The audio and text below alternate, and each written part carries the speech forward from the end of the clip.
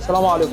احنا هنتكلم دلوقتي عن اسباب فصل الكمبريسور وعدم الاعاده للعمل مره اخرى. تمام. في 3 اسباب.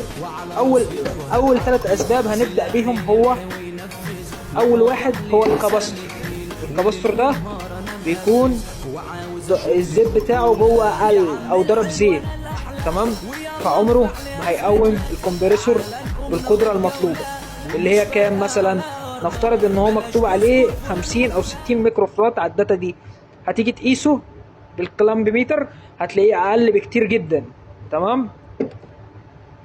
تاني حاجه هنتكلم عليها وهي الكونتاكتور ده لو الملفات دي اتقطعت عمره ما هيعمل مجال مغناطيسي وينزل نقاط التلامس، فعمره ما هيودي كهرباء للكمبريسور، فمش هيشغل الكمبريسور. تمام. الجهاز لو عليه هاي بريشر ولو بريشر، تمام، هيعمل فصل اوتوماتيك لو غاز الفريون قل في الدايره. تمام. ولو الجهاز اوبتي ماكس مثلا هيديك اي سي، بس اي سي دي ما تعتمدش عليها ان هي بس فريون، لا، ممكن برضه يكون كاباستور، ماشي، ممكن يكون كونتاكتور، ممكن يكون نقص غاز زي ما شرحنا يعني. تمام. بالتوفيق للجميع.